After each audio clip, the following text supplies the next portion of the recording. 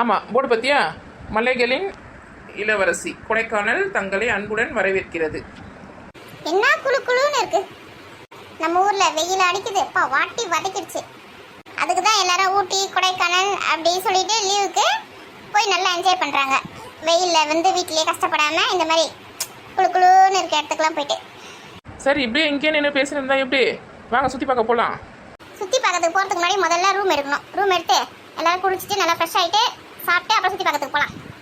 ஆமாம், பழனி கோயிலில் அன்னதானம் சாப்பிட்டோம். அதோட எங்கே சாப்பிட்டோம்? வழியில் ஒரு டீ பஜ்ஜி கூட வாங்கி தரல. வண்டியே நிப்பாட்டவன் அடி அடி அடி அடின்னு அடிச்சு எடுத்து வந்து நிப்பாட்டி வச்சுக்கிறாங்க கொடைக்கானலில். ஒரு 2 நாள் தங்குற மாதிரி ரூம் எடுத்தால் போதுமா? போதும் பெரிய பொண்ணு. 2 நாள் எல்லாத்தையும் மனம் சுற்றி பார்த்துட்டு நம்ம வீட்டுக்கு போயிடலாம். சரி, ரூம் எங்கே இருக்குன்னு பார்க்குறேன். டேய், நீ இன்னும் ஆட்டத்தை நிப்பாட்டலையா? கொடைக்கானல் சும்மாவா செல்ஃபியா எடுத்து ஸ்டேட்டஸா போட்டு என் ஃப்ரெண்டுங்க எப்படி ஏறிட்டு பாருங்க. நடத்து.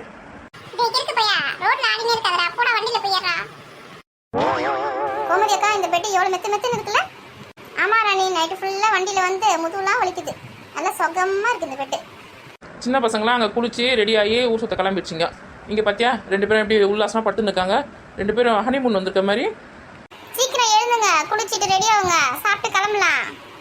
கொஞ்ச நேரம் இருங்க, ரெஸ்ட் எடுத்துட்டு வரேன். ஓ, ரெஸ்ட் எடுக்கிறதுக்கு தான் கொடைக்கானல் வந்தீங்களா? வீட்டில் இருக்க வேண்டியதானே, ரெஸ்ட் எடுத்துக்கணும். எதுக்கு வந்தீங்க? சும்மா கத்திக்கிட்டு இருப்பா. போ முதல்ல நீ போய் பாத்ரூமுக்கு போயிட்டு குளிச்சுட்டு ரெடி ஆகிட்டு வா, அடுத்தது நான் போகிறேன். இவங்களெல்லாம் வச்சு நீ இன்னும் 2 நாள் எப்படி ஓட்ட போகிறேன்னு தெரியலையா? அவளுங்க அப்படி தான் கத்தின்னு இருப்பாங்க. நீங்கள் படுங்கக்கா. பசங்களுக்கு தனியாக அந்த ரூம் கரெக்டாக இருக்காமா செக் பண்ணிங்களா? பசங்களுக்கு அந்த ரூம் கரெக்டாக இருக்குது. நம்ம 4 பேருக்கு இந்த ரூமு. நைட்டு தூங்கும்போது மட்டும் 2 பெரியவங்க அங்கே போயிடலாம், 2 சின்ன பசங்க இங்கே அமைச்சிடலாம். அட்ஜஸ்ட் ஆகிடும். யாருன்னா எந்த ரூமுக்குனா போங்க, எந்த ரூமுக்குனா வாங்க. நான் இந்த பெட்டு எனக்கு தான். இந்த பெட்டு நான் தரமாட்டேன். எம்மா, இந்த கோமதி அக்கா சின்ன குழந்தை மாதிரி பண்ணுது. சரி, நான் போயிட்டு ரெடி ஆகிட்டு வரேன்ப்பா. சுட சுட சாம்பார், இட்லி, தோசை.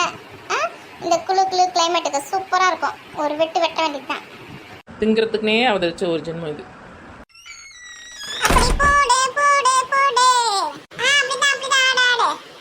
இங்க என்ன கச்சேரி நடக்குது? என்ன ஆட்டம் ஆடுறாங்க பாரு 2 பேரும். இந்த உச்சி குடுமி மண்டை